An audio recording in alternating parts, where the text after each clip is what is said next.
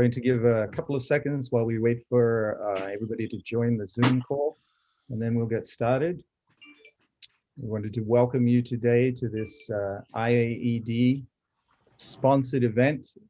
So the IAED is the International Association for Peace and Economic Development. This is a project or an association that was created by the Universal Peace Federation to really bring together people who are in the sphere of business or economics, geopolitical trade, all of these different areas, so that we can look at how to create a peaceful world, a better world, by bringing the power of the economies of the world together, of business, in order to focus on not just making money, but also making a better world for people to live in, a world where we can live together.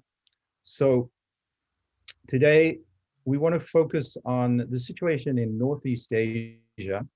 And particularly, we want to approach this from the Japanese perspective. So Japan, Korea, and China are very closely intertwined. They have a long history of relationships, historically, politically, geographically, and of course, economically. And there is a complex relationship that still exists, in part because of the historical baggage or the resentments that may exist because of what happened during World War II and previously. But Japan also has many concerns about North Korea and the situation there. So today we wanted to explore that, and we have a couple of experts to speak to us who have really, lived in this kind of world and who really understand the Japanese perspective on the program. So before we go any further, I'd like to hand it over to our moderator for today's program, Dr. Michael Jenkins, who is the president of UPF in the USA, the chairman of UPF North America, and president and co-sponsor, president of the Washington Times Foundation. Sorry, I got that wrong. Chairman of the Washington Times Holdings, which is the parent company of the Washington Times. He's also the director of the Northeast Asia Peace Initiative and the Middle East Peace Initiative. And he's been working on conflict resolutions around the world. It says since 1980, but I know he's been doing it a lot longer than that. So I really want to hand it over to Michael, who's going to introduce our speakers for today. Thank you, Michael. Thank you, Roger. Welcome to our audience throughout America and throughout the world. We're very honored to be with you today with the International Association for Economic Development. It's one of the associations of the Universal Peace Federation that concentrates on collaboration, dialogue, and understanding to solve conflicts throughout the world. For the last few weeks, our focus at 2 p.m. on every Tuesday has been on Northeast Asia and seeking understanding and resolution and possibly denuclearization of North Korea, as well as cooperation with China, the Republic of Korea and Japan, and various issues with Russia, and all the parties that are involved, including the Indo-China area, Indo-Pacific area, all over the Northeast Asia. We're very happy to welcome today very special guest speakers. We're really seeking to find ways to strengthen and to enhance the partnership between the United States and Japan. Japan is a great ally, and we have really see ourselves in a very important time in history as challenges are coming in Northeast Asia. Some are similar to the past and some are new, but we also know that without having a strong unity of the key players in the region that want to see democratic relations and prosper, that threat could become more and more serious, not only to Japan, the United States, South Korea, but to Taiwan and other countries in the region. So at this time, I'd like to just mention that Mr. Kevin Maher and Ms. Shihoko Goto are our two guest panelists this week. We're honored to have them with us. Our first presenter will be Mr. Kevin Maher. Kevin is senior advisor to the NMV Consulting. Kevin is also retired from the U.S. State Department as a senior foreign service officer. He had a 30-year career, a very distinguished career, of focus on Japan and East Asia. And Kevin led the State Department's task force on Japan, the State Department's Japan task force in the aftermath of the March 2011 earthquake and tsunami. Mr. Maher has been with the Washington Times fact finders on occasion to Japan and also to Korea. And we've had a wonderful experience there, especially in Japan. He's so widely known that when we have meetings at the Diet or with the staff of the Prime Minister or various intelligence officials, he's really very much a figure that's known to all Japanese people and quite loved. He speaks perfect Japanese. We would like him to speak in English today, but he's a dear friend, and his interventions in our conferences have been most significant. He's very sought after. We're very honored with the Washington Times as our co-sponsor to present Mr. Kevin Maher today. Welcome, Kevin. Thank you very much. Thank you, Dr. Jenkins, for your very kind introduction. What I'd like to do is just briefly talk about the situation in Northeast Asia as I see it, with a particular focus on the view from Japan, and also talk about the U.S.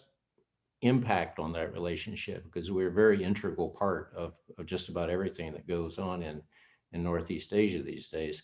But I guess I start by just putting out on the table, as everyone knows very well, the history issues between Japan and both Koreas, and Japan and China, to a certain extent, Japan and Taiwan and others in Southeast Asia, are very, very difficult to overcome. I sense a very strong lingering suspicion in Northeast Asia about Japan's intentions, as Japan is embarking on, has been for several years now under the previous Abe administration, an attempt to build up its military, or as they would say, their defense capabilities.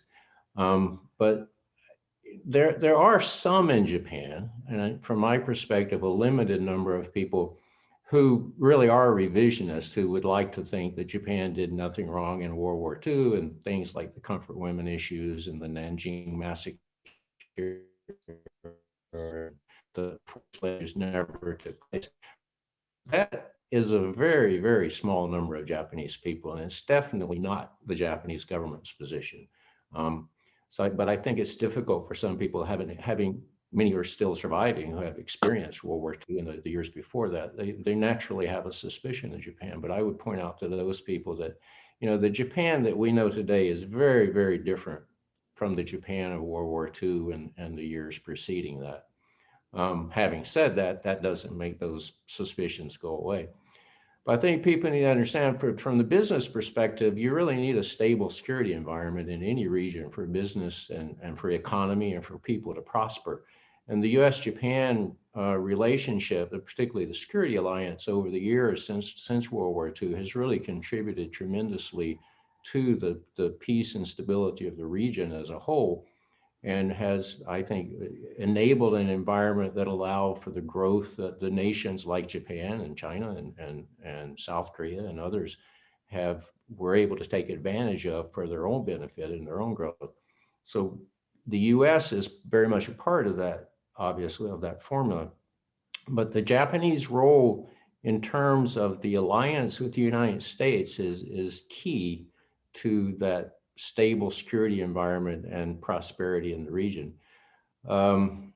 Japan hosts a large number of US bases, and they are absolutely essential to the fundamental US strategy of being forward deployed in Asia. If you look at a map, there's really nowhere else other than Japan for us to be forward deployed with bases that are mobile. But a lot of people, even in Japan and outside of Japan, forget what the US-Japan Security Treaty really means for the region. Under Article 6 of the Security Treaty, the US role in Japan is not just for the defense of Japan. We have another role in the second clause of Article 6 of the Security Treaty, which says that a fundamental role of or obligation of the responsibility of the US forces in Japan is to contribute to the maintenance of peace and stability in the region as a whole. So our alliance with Japan and the Japanese contributions to that alliance, which are very sizable over the years, really contributes to the whole region. And it even helps China. The Chinese would never admit that, but it does because it gives stability to the region. The bases in Korea are very different. They play a very different role. They really are tied to the defense of South Korea. They don't have the mobility. They're heavy infantry without the mobility that our forces in Japan have. But the security environment is changing very rapidly, and the Japanese are very aware of this and very concerned about it. And unfortunately, the history issues between Japan and South Korea make it very difficult for Japan and Korea to cooperate in the ways that we need to cooperate if we're going to deal with these evolving threats from North Korea and China, and able to continue to have a stable situation in Northeast Asia and Southeast Asia that allows us all to continue to prosper, including China. As you know, in North Korea, to me, the biggest threat in North Korea is that you have a regime whose primary focus is regime survival. So I think that, trying to do business with North Korea, offering North Korea economic opportunities, as President Trump tried to do, I just think it's not going to work. I'm very pessimistic about the ability to persuade a ruthless dictator like Kim Jong-un, who really is focused on his own regime survival. I don't think that economic benefits and economic development is going to change his approach, unfortunately. I mean, it's something that is good to try to do. I just don't think it's going to work. But the real threats, the concrete threats that the Japanese see and the US from North Korea right now are obviously the missile threats. Japan is very aware, as is the US government, that Japan is already within range of North Korean missiles. And their big concern is, will those North Korean missiles, or do they already have the capability to deliver nuclear weapons? None of us, no one in the US government or Japan wants to officially recognize North Korea as a nuclear state, but the military planners definitely understand that they probably have nuclear weapons. I personally doubt they're deliverable yet by missiles. I used to be the deputy director in the Missile Technology Office in the Stewart. Always worried about their reentry technology and the fusing technology for nuclear armed missiles. It's very difficult to do, and if there's no real evidence that the North Koreans have successfully tested that reentry capability, but it's out there and it's a real threat, and the Japanese see that threat. That's our primary concern. Looking at China, Japan has a very robust economic relationship with China, but nevertheless, they see China as a growing threat, as does the United States. China's been very provocative, not only in the South China Sea, militarizing the islands, but also in the East China Sea, and particularly the Senkaku Islands that are, from the Japanese perspective, not in dispute. The US doesn't take a stance on the territorial issue, but does recognize they're under Japanese administrative control and therefore covered by the security treaty that the US has with Japan. But looking at China, China is obviously a much more sophisticated country than North Korea. It's a great power, we have to recognize that. But in my mind, the difficulty of dealing with China in terms of ending provocative behavior or being able to be cooperative with China is it's really very similar to North Korea in the sense that the Chinese Communist Party and Xi Jinping, their primary concern also is regime survival, in my view, which is the same as Kim Jong-un. And I'm not equating them with North Korea, but it makes getting China to be cooperative in a lot of areas difficult. And some people would like to think that the Chinese, I would use the word aggressive behavior in the South China Sea and the East China Sea is just driven by economics and a search for oil and other economic resources under the ocean. But I think it's more, that's part of it. But what makes Chinese provocation is so difficult to deal with. A lot of it is driven by nationalism, I think, and it's very difficult to deal with a country that feels that, okay, we got conquered and occupied, and we're supposed to be the great power. We are Shihoko, we are the central kingdom, and it's our time to be the big power now. And that type of nationalism becomes very emotional and very difficult to deal with. But obviously there's a lot of trade and there's a lot of business interests that the Chinese are trying to play a balancing act with, as are the Japanese. Human rights issues in North Korea and China are very difficult to deal with. They have to be dealt with. It's not something that we can ignore, but we have to deal with it. But the U.S. government understands that the old days where the U.S. could just go it alone are gone. To deal with the security environment in East Asia, the U.S. needs the cooperation of Japan and the cooperation of the Republic of Korea to respond both to the North Korean threats and Chinese threats. But the issue is between Japan and the Republic of Korea on these historic issues, like history issues like the comfort women and the forced labor. They're very difficult to deal with, but from the Japanese perspective, they have been dealt with many times. The Kono statement on the comfort women, Japan's apologized over 30 times officially for these things, and there's the forced labor issue. Japanese things were settled by the General Agreement of 1965, but because of domestic politics in Korea, these issues keep getting rehashed. But one of the primary objectives of the recent U.S.-Japan and U.S.-Korea 2+2 meetings that took place last month, followed by just last week in Annapolis, just outside of Washington, the U.S., Japanese, and Korean national security advisors met. From the U.S. government perspective, my understanding is their primary objective was to tell them, the South Koreans and the Japanese, you guys got to work this out because you guys got to cooperate, because the future of national security and defense and responding to Korea and Japan, or excuse me, to Korea and China, is networking and integration of forces, and beyond just interoperability, but networking and integration in terms of roles and missions and capabilities and ISR, intelligence, reconnaissance, surveillance. If we don't work together for what some Japanese politicians call team defense, we just don't have the numbers to stand up to China and hopefully convince China through deterrence and through visible deterrence that provocative behavior and trying to take territory is not going to be successful, and it's not in China's own best interest to take that approach. What's Japan doing in terms of concrete terms and dealing with the changing security? Started a few years ago under the Abe administration. They're trying to build up their own autonomous defense capabilities in some. Some people would say, well, that's not good for the U.S.-Japan alliance if Japan has autonomous capabilities. I don't see it that way. I think it's a good thing for Japan to have its own deterrent capabilities, because the Japanese government is always very clear that this kind of a buildup will take place within the scope of the U.S.-Japan alliance.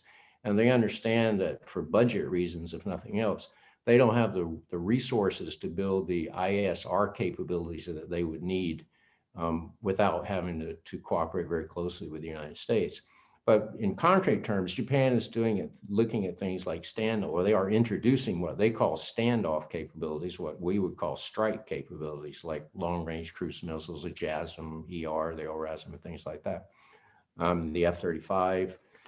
But getting back to the history issues, when I was the Consul General in Fukuoka many years ago across the straits from Busan, we had a program to bring senior Korean military and defense ministry people to Japan to see the role that Japan plays in the defense of Korea and to stress the need for cooperation between Japan and U.S.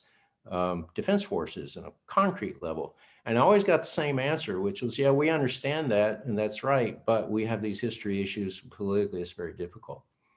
So my response to my Koreans, and I'll stop right here, but my response to my Korean friends was always, well, the U.S. has some history issues with Japan also.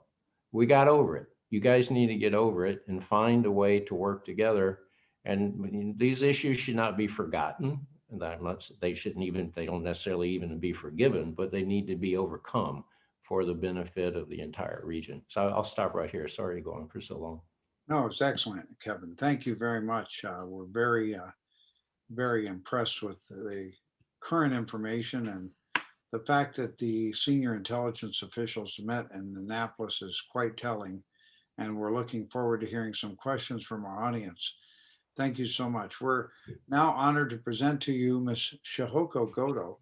Shihoko has been Deputy Director for Geoeconomics and the Senior Northeast Asia Associate at the Wilson Center's Asia Program.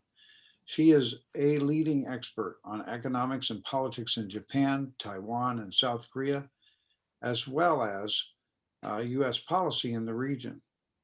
She's a seasoned journalist and an analyst. She spent 10 years reporting from Tokyo and Washington for Dow Jones and for UPI and on the global economy. She's expert in international trade, Asian markets, and politics, a contributing editor to The Globalist. She's been published with the Washington Times. She played a key role with us when we had a Washington Times special media conference in Korea. And had her on many forums locally in Washington, D.C. Shihoko just wrote an article just about 10 days ago, Hurdles Ahead for Japan's Bridge Building Future. It's a very interesting article on the Wilson Center website, but it helps you understand the situation is quite involved with bringing peace in Northeast Asia, and also how America and Japan can cooperate together, and also cooperate with China to build a better world. So we'd like to present at this time Ms. Shihoko Goto. Welcome, Shihoko. Thank you so much, Dr. Jenkins. Thank you for having me. This is a wonderful opportunity to discuss an issue that is actually increasing in importance by the day. The Biden administration has clearly made relations in the Indo-Pacific one of the biggest priorities for US foreign policy. I think Japan has really played a pivotal role in enhancing US presence in the Indo-Pacific as well. If I were to summarize my 10 minutes, I would say that I want to discuss what Japan wants and what Asia needs from Japan at a time of rising uncertainty across the Indo-Pacific. And in answer to that, we have to begin firstly with the harsh reality. That is to say, Japan is no longer the biggest economy in the region. It is no longer the biggest fish in the pond. It has been number 3 in terms of economic terms on the global stage since 2010. China surpassed it at that time. And gone too are the days of Japan being the leading Asian tiger. It's not just China that has really kind of overtaken Japan by leaps and bounds. The rest of Asia has either caught up or is very much snapping at the heels of Japan as well. There are many challenges for Japan's economic future, not least its demographic challenge. Japan actually has one of the most aging society in the world. And it's also got one of the lowest birth rates in the world as well.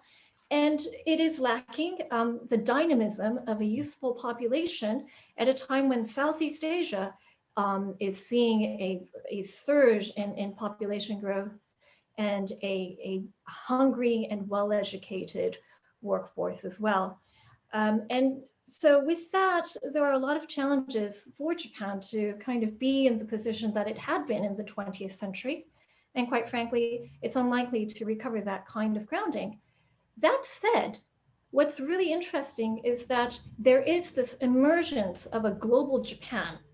And there are really 3 trends in that. And one is that it now has a bigger role politically as a regional stabilizer. And one of the tools that it has used to do that is to become the promoter of multilateral trade. As you may recall, one of the first things that President Trump did when he came into office was to pull the United States out of the TPP, the Trans-Pacific Partnership Agreement, which was at that time the most ambitious multilateral free trade agreement representing about 30% of global GDP. With the United States retreating from it, there had been expectations that TPP would die as well. It didn't. It continued with the remaining 11 countries as CPTPP, the comprehensive and progressive TPP, with Japan taking a very much a leading role in making sure it came to the finish line. It illustrated Japan's commitment to not just this free trade agreement, but also establishing it itself as a champion of the rule of law, of transparency, of market openness. That kind of commitment to cross-border issues has spilled over into other areas as well. It's come up with a number of ambitious initiatives, including environmental stewardship through plans for decarbonization. It's come up with greater ambitious roles for itself in terms of championing human rights abuses. There's a greater role and expectation for Japan to push back on territorial disputes, both in the South China Sea as well as the East China Sea. And increasingly, we're seeing Japan take on the China challenge when it comes to technology competition across the world as well. The second trend that we see in the emergence of a global Japan is its enhanced relations with the United States. Kevin has really talked very much about US-Japan security relations and the alliance that really does far more than simply provide a security umbrella by the United States for Japan. It really is at the crux of regional stability and security. But also beyond that, Japan has also worked closely together in forming a strategy for a free and open Indo-Pacific as well. Next week, Japan's Prime Minister Suga will be the first foreign leader to visit President Biden in the White House. And that is seen very much as a demonstration of US commitment to Japan to champion it as a strong and consistent ally to the United States. But it also brings an opportunity for the two sides to really talk, not just about US-Japan relations, but bigger issues of mutual concern, not least growing tensions with China and the security implications, as well as the economic, as well as political and social implications of China's rise. The third issue where we see Japan's growth as a global stabilizer and a global presence is that Japan has really focused on building bridges beyond the Indo-Pacific as well. So, for instance, we see in Europe, Britain has officially left the EU as of the beginning of this year. When the idea of Brexit was first floated, it was actually Japan and specifically Japanese companies that have been very, very strongly against the United Kingdom leaving the European Union. But once that the decision by the British voters was made to leave the EU, Japan has really moved, gone out of its way to work together with Britain so that it could have a roadmap for a post-Brexit future, that Britain too could actually move forward in not just with the United States, but also across the Indo-Pacific as well. And so we've seen that Japan has come up with a bilateral free trade agreement with the United Kingdom, but it's also been key, Tokyo has been key to ensure that Britain would be considered formally as a new entrant, a potential new entrant into the CPTPP, which neither the United States nor China are party to. Japan has also reached out to the European Union through trade deals, and it has concluded a bilateral trade agreement with the European Union as well. It's not simply on the trade front either. What Japan has also been doing is stepping up its game and trying to have partnerships not just solely focused on the United States, but also enhanced with the United States. And we see that most forcefully through the quadrilateral relationship, or the Quad, which is the United States and Japan, as well as India and Australia. And these four countries are expected to work closely together, not just on security issues, but also on issues of mutual interest that go far beyond security. Before the visit by Secretary of State Blinken and Secretary of Defense Austin to Tokyo and Seoul, respectively, the Quad actually had a online summit meeting where they really kind of outlined some of the ways that the four countries could work together. And one of the really interesting developments was for the four to work closely together on COVID vaccine development and distribution. So here is an example of four countries working together on a cross-border issue, an immediate cross-border issue, by which the United States is going to step up its vaccine production.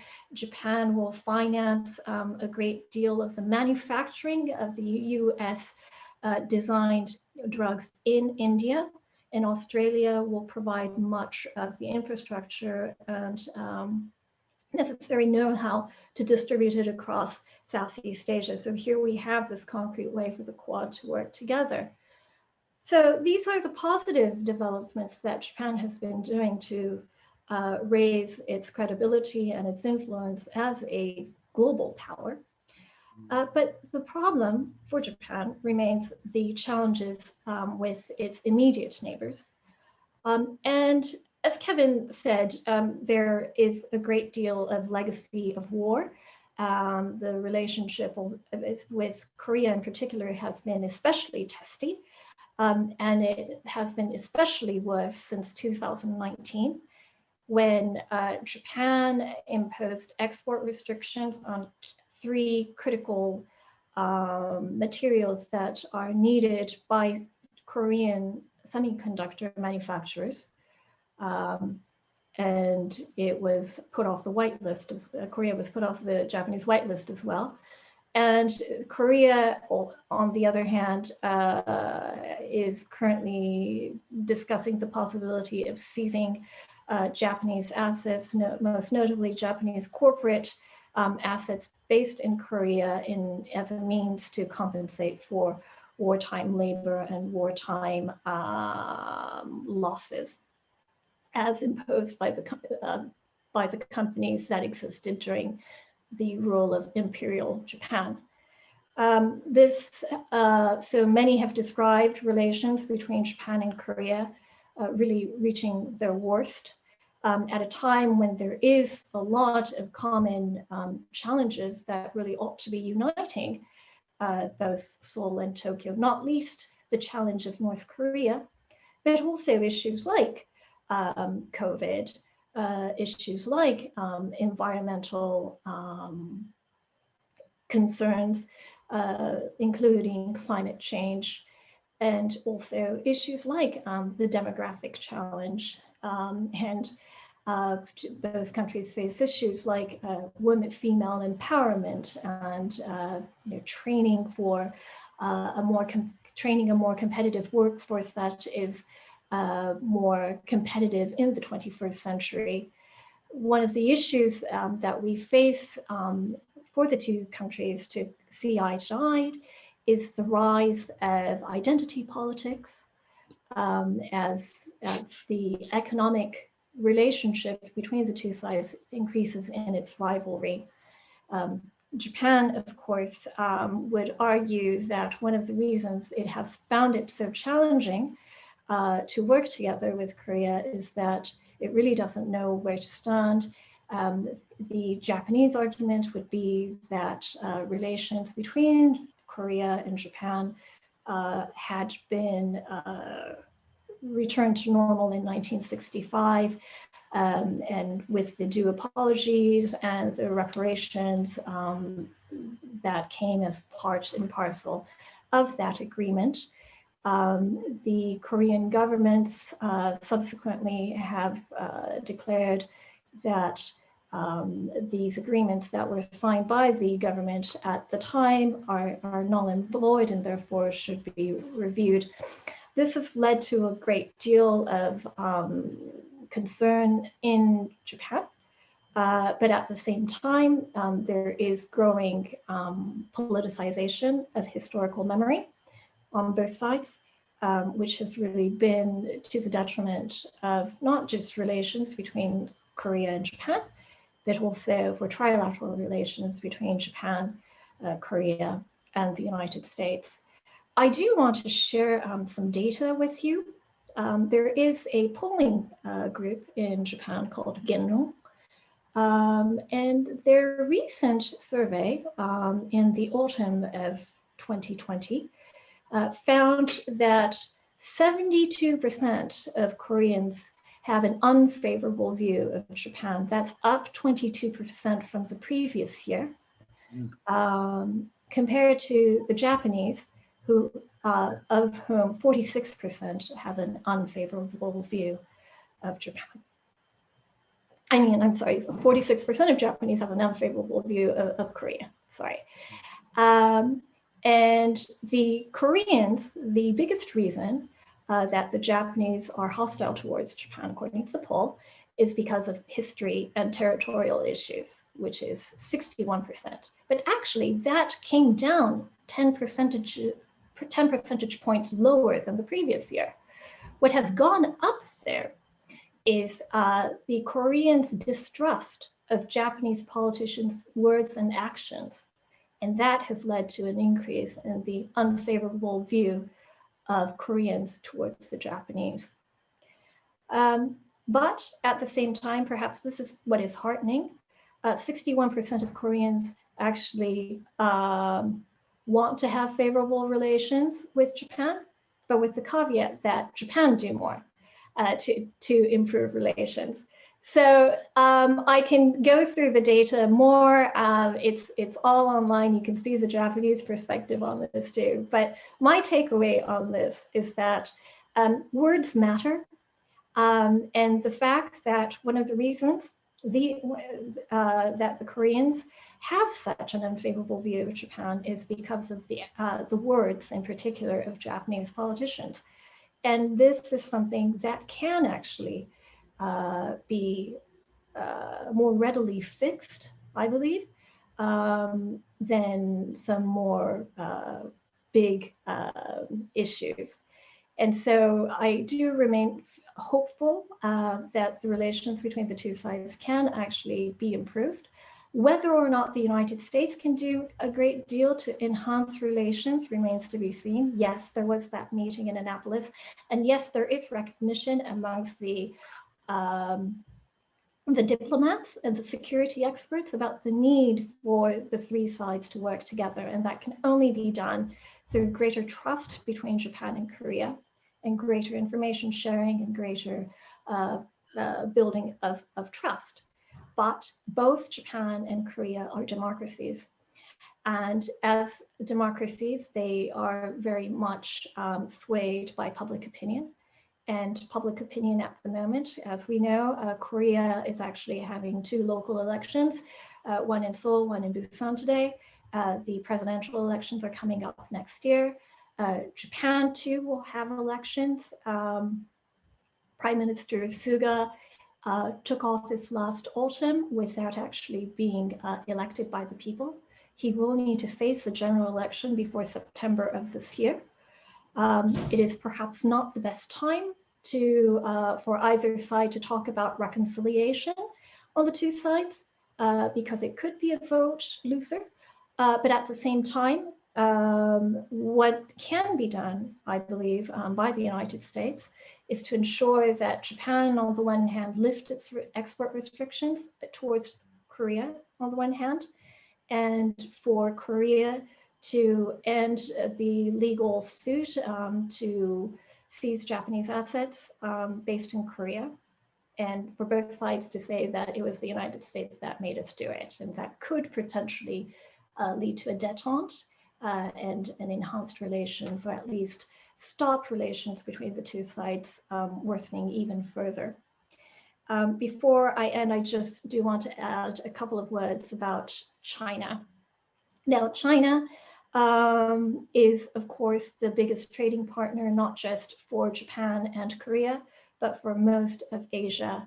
And so this in itself gives both Japan and Korea quite a different perspective on how they see relations with China, as well as the geographic proximity to China as well.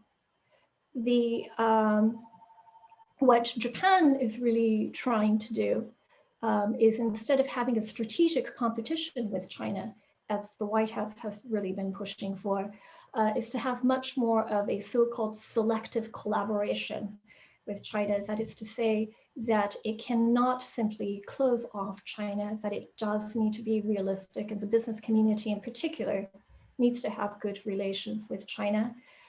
There are opportunities to continue that cooperation. But at the same time, what COVID has taught us is that we do need to rethink our own business networks, not least supply chains. We need to enhance economic resiliency, but that economic resiliency should not be based on erratic nationalism, but it should be based on spheres of trust.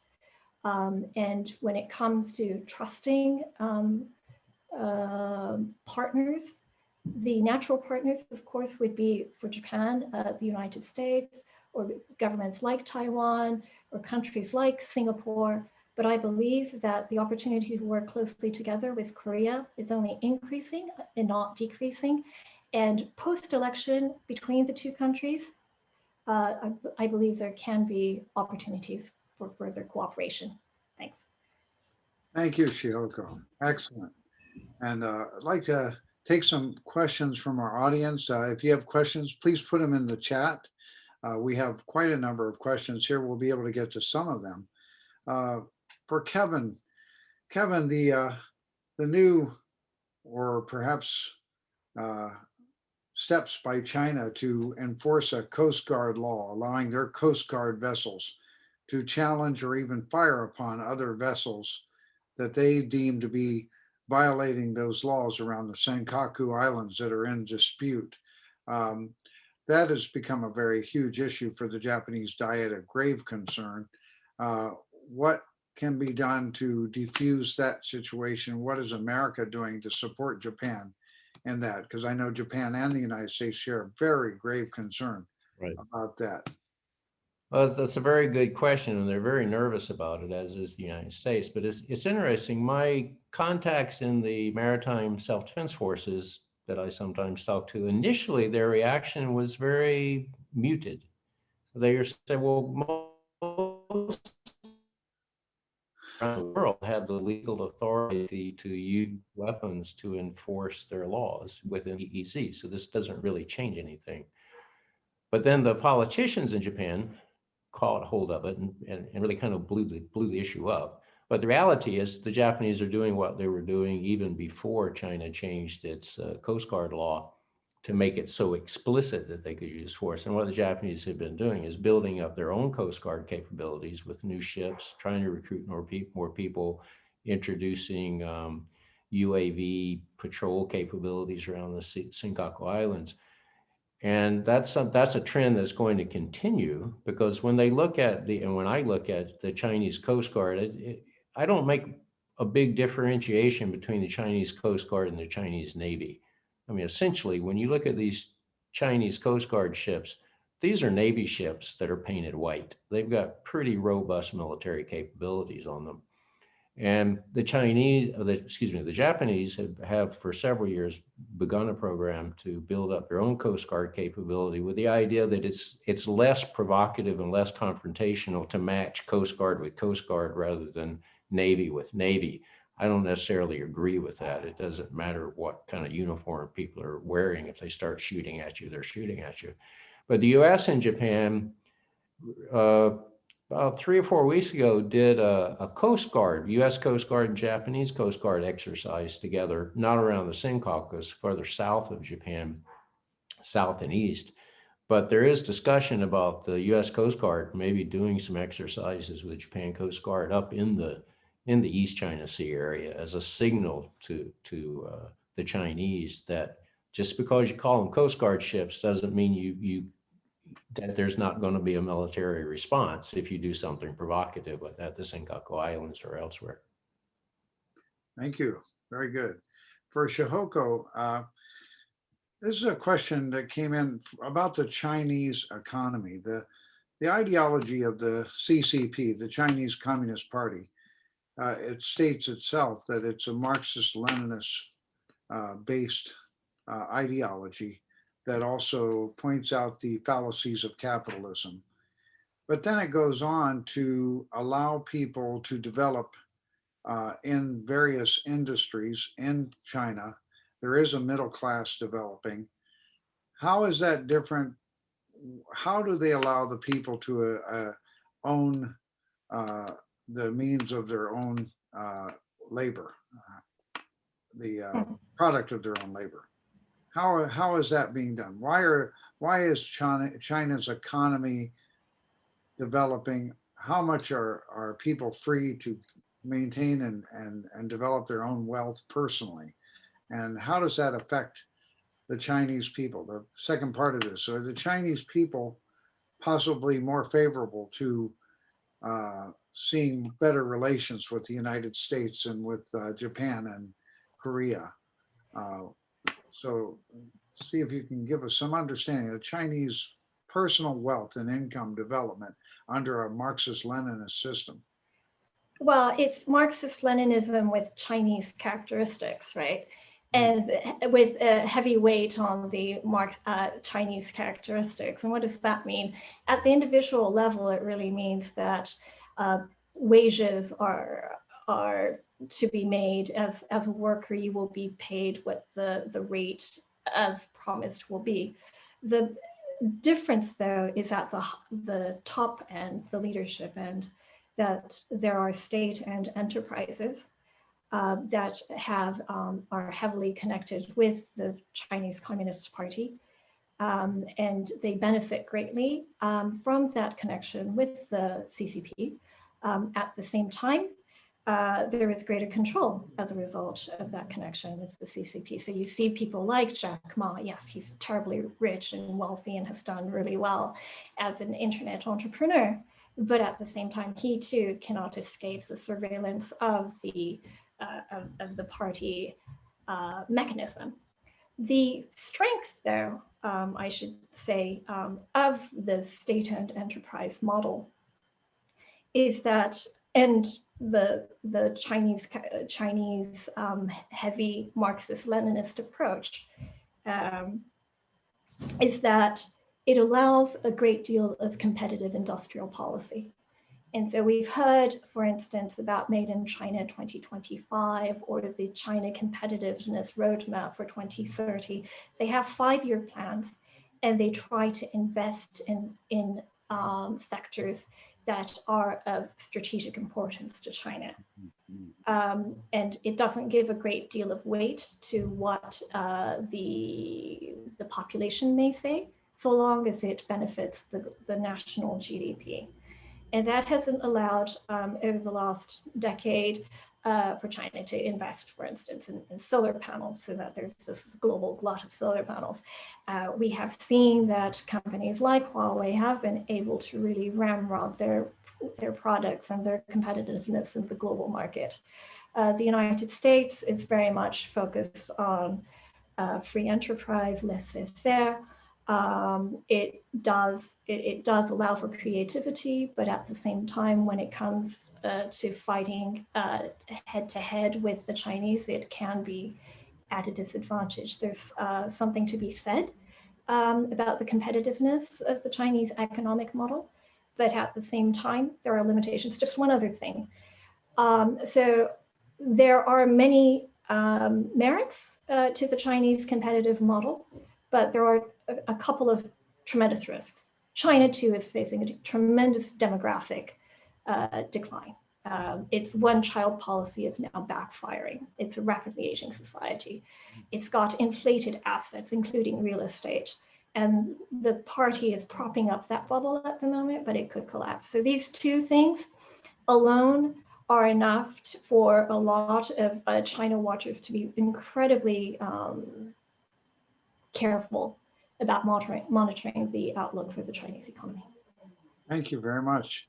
So Kevin, this general security of military information agreement, GSOMIA, Right. was threatened by the fact that these materials that Shihoko was telling us about that are needed for microchip production by Samsung and all the major corporations in Korea. Japan took Korea off the whitelist. Korea threatened to pull out of GSOMIA. They let the agreement continue last November. What's the status of that sharing of military information between Japan and Republic of Korea and the United States? Is that still on the table to be pulled, or is it still? My understanding is, or a little bit of background, there's always been a trilateral relationship there between the U.S. and Japan and U.S. Korea, and then U.S. kind of the intermediary of sharing the information before there was a Japan ROK GSOMIA. This was particularly important in missile defense, but that was a very awkward, slow way to do it. So the GSOMIA between Japan and the ROK, as you said, was suspended. My understanding is that it's actually functioning, but how much and how robust is a different question. Even when the height of the tensions, a couple of years ago, when the ROK patrol airplane, or it was the opposite, a Japanese patrol airplane flew near a Korean ship, South Korean ship, and they flashed the fire control radar on it and stuff, and that caused a lot of frictions. They cut off cooperation. Even then, particularly in missile defense, the cooperation continued at the real working level. But but that's a good example of an area where, from the U.S. perspective, it's just common sense that for your own defense in Korea, you need the U.S. forces in Japan, and you need some Japanese cooperation. And we can counter these threats much more effectively and more efficiently if we work together.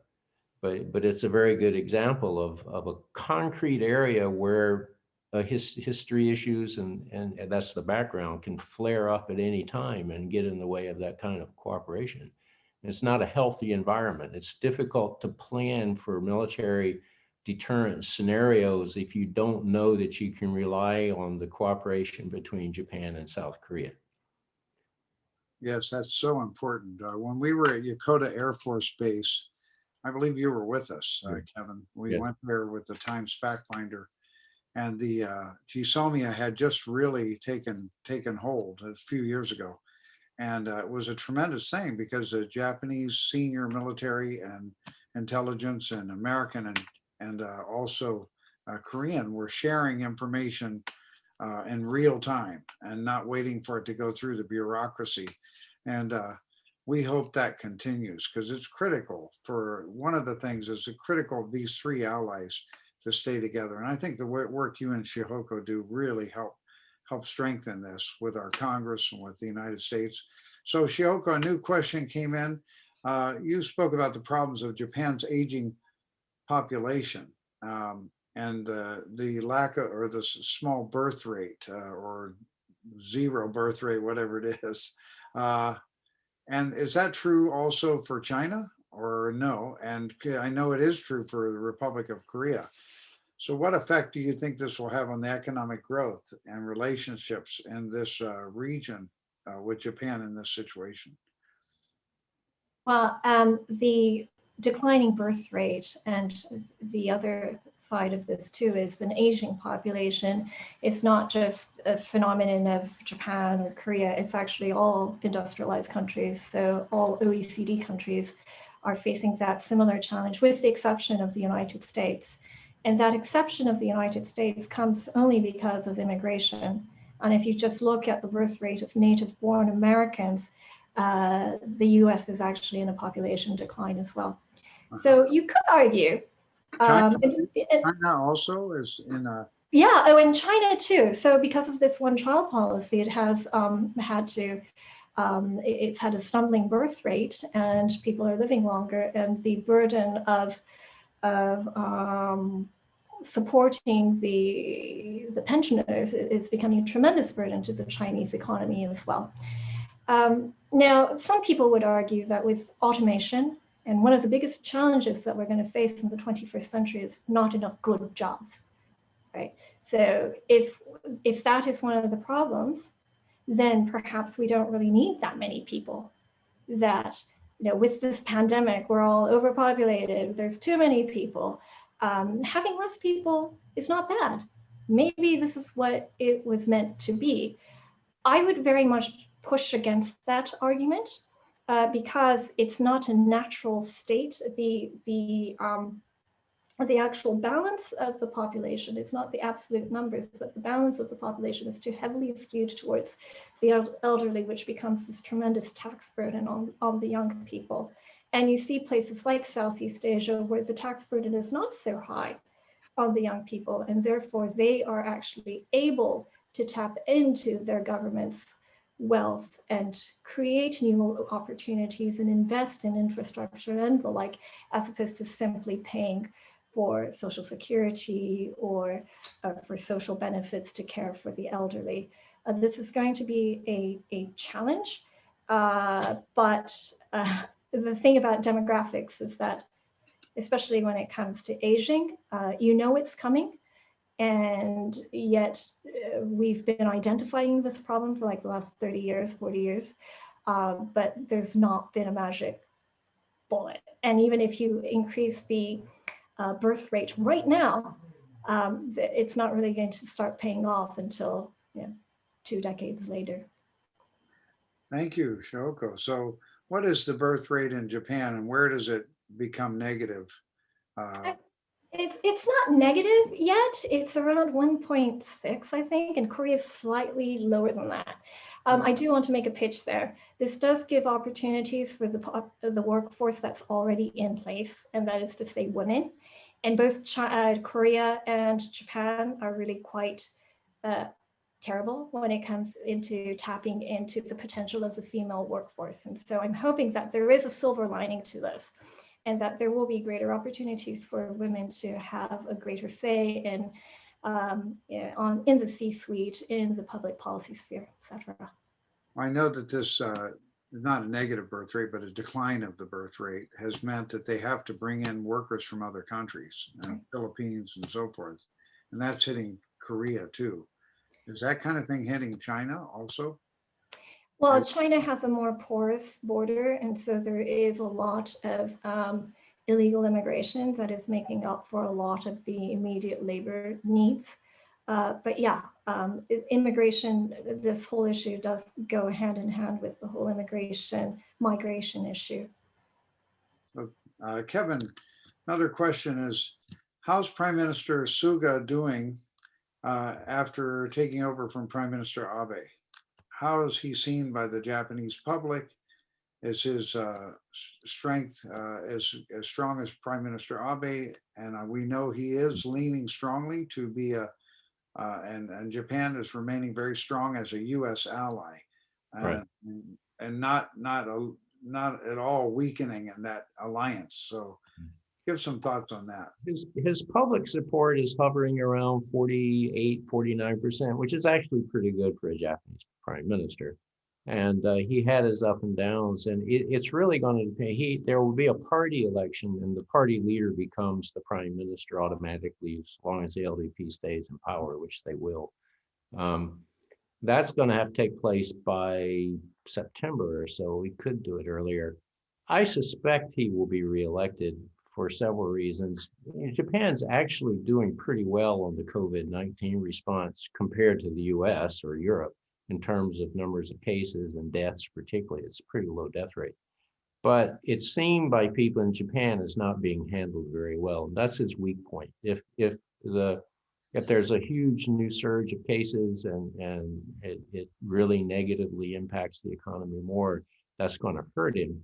But I think they'll keep it under control. They're way behind the US in vaccinations. They're just now around the mid-April are going to start people over 65. They've only been doing medical workers so far. But if that goes through, I think he'll be around for a while. part of the reason was within the ruling party, there's no real Diet member who jumps out at people as this is the next guy. And the opposition parties in Japan, I'll get criticized for saying this, but have frankly become irrelevant to the political process. They're so fractured. They used to talk about zombie companies in Japan. I call them the zombie opposition parties because they're so divided and so much infighting among themselves that they're not a real challenge to the LDP. So in that environment, unless things go really bad on Corona, I think Suga will be around for at least another year or so. And he's really is just trying to implement the policies of Abe, because he was Abe's chief cabinet secretary for a long time. He was in the room when all these policy decisions were made during the Abe administration, and he was the implementer as chief cabinet secretary. He's not as popular as Abe. He's not as good of a public speaker, not as much of a visionary, but he's from my perspective, he's being pretty effective.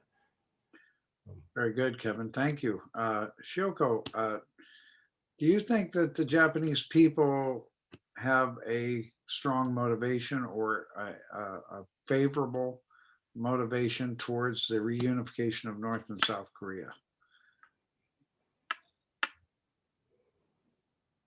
It very much differs from the passion that rules, Korea, especially the Moon Jae-in government.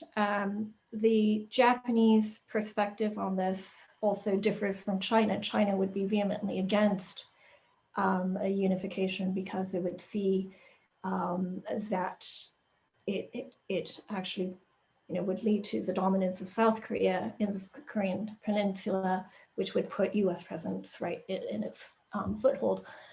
For Japan, on the one hand, yes, if there is unification, it would stabilize because the dominant force would presumably be South Korea. So that would be a welcome one. But the negatives are there too. It would lead to the potential decline of the Korean economy, if not in the medium term, and certainly in the short term. It would be a downside risk for the regional economy. That would in itself would be destabilizing. That destabilization could also lead to an exodus of people, migration, and Japan is very concerned about those issues. So yes, that the political risk, the security risk would diminish, but the other risks would increase. So it's a wash. Hey, could I add one thing? Yes. One concern the Japanese have about reunification of North Korea, as Shihoko says, it depends on how it happens. But a unified Korean peninsula with nuclear weapons is not something the Japanese would find desirable. They really do about that. Yeah. So they really do want to see the denuclearization of North Korea. Yeah. Is there a possibility for either of you? Is there a possibility that the Japanese people would come in a more favorable position to have military buildup in Japan? There's been talk of that as nationalism has been on the rise over the last few years. And of course, it would require America's support economically. What's the Japanese people feel about becoming, a full military power? There's, I think, pretty strong public support for Japan building its defensive capabilities. There is no support for Japan building what's called a power projection capability, and Japan is not building power projection. They are talking about strike capability, calling it standoff, which means the ability, if I look at it very simply, they want the North Koreans to know if they reach out and touch Japan, Japan can reach out and touch North Korea. Right now, Japan has no such capability, but there are plans to introduce some type of a counter-strike capability, and that has general public support. But beyond that, it's just hard to imagine when people talk about concerns about Japan remilitarizing. I just suggest they look at the defense budget. It's robust and it's large compared to some countries, but there's nothing in there that gives Japan a power projection capability. And it's very reliant on the US-Japan alliance. Almost everything they do is within the scope of the US-Japan, complementary types of capabilities. We're going to have one more question, and then I'd like Shihoko and also Kevin to give their advice to the Biden administration. So first, the question comes from Angelica Selly. She's president of the Women's Federation. Can India and Japan, as two of the world's leading democracies, do anything to advance human rights and the authoritarian regimes in the region? Go ahead, Shihoko. So human rights has not been the compass driving Japanese foreign policy, but that has been tested a number of times in recent years, and especially at the moment, because that becomes part and parcel of pushing back against Chinese coercion. And we see the situation in Hong Kong, we see the situation, the unrelentless expectation for China to reunify with Taiwan. These are issues that the Japanese have become much more engaged in, interested in, and willing to actually be part of, to push back against. But the real test at the moment, of course, is what's happening in Myanmar, Burma, when on the one hand, Japan has one of the biggest vested corporate interests in the country, but at the same time, there's a lot of pushback against engaging with the military regime. So what Japan really wants to do is engage with the military regime, or at least not completely displace it, but try to work out a situation which could be lead to the restoration of the status quo rather than simply overthrowing and having a complete regime change. So Japan has a much more pragmatic approach to human rights issues. Thank you. So Kevin and Shihoko, we'd like to just hear what's your best advice for the Biden administration concerning Japan and China? My advice with respect to Japan, I think the Biden administration is doing very well. The Japanese government's very happy with the meetings and the statements that have taken place so far. There's this old canard in Japan that Republicans are tougher on China than Democrats are, with some justification looking back at the Obama administration, but they're pleased with Biden. So my advice to the Biden administration would be, continue down this road of treating our allies as equal partners, with the expectation that equal partners have to shoulder some responsibility. And I think that's the approach being taken towards Japan, is you are going to be treated as an equal partner, but that means you have to step up the plate and carry more of the burden in terms of capabilities. With respect to China, I guess I would say, don't get snookered. Don't go down this path that some people think that if we just cooperate with the Chinese enough, they'll understand that it's in their interest, and then they won't be provocative and cause trouble all over the world. I don't think that's, and it's not a suggestion that we refer to the CCP rather than the Chinese people. And I think that's absolutely right. We tend to just label China as China. The problem is the ruling regime. It's the CCP. It's not all of the Chinese people, but it's a pretty large CCP.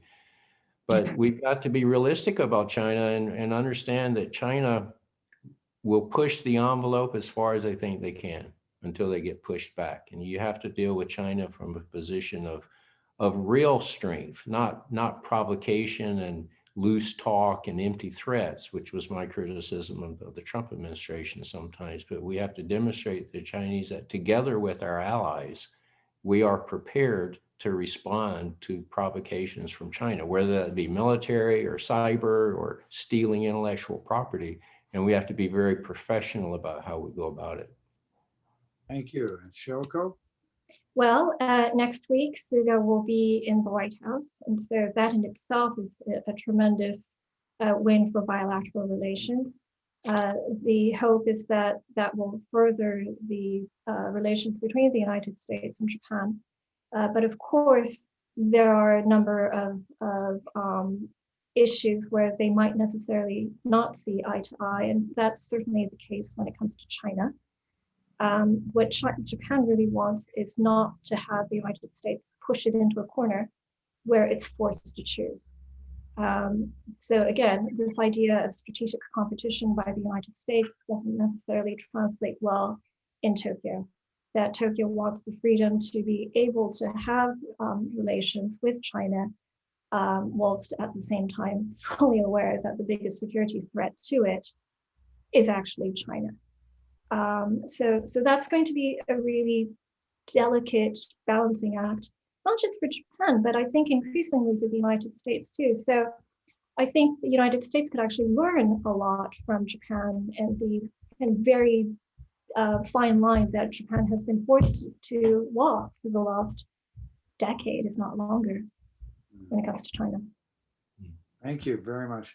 Ladies and gentlemen, we've had a really wonderful forum here. I'm sorry we don't have more time. We could spend a lot more time, as Kevin and Shihoko are widely known in the United States and Japan and Northeast Asia as top experts on Japan and the United States and Northeast Asia. We're very grateful for your wisdom and your sharing today. I'd like to turn this back over to Mr. Roger Weatherall, who's the coordinator for the International Association for Peace and Economic Development. Roger, tell us about our next programs. Thank you.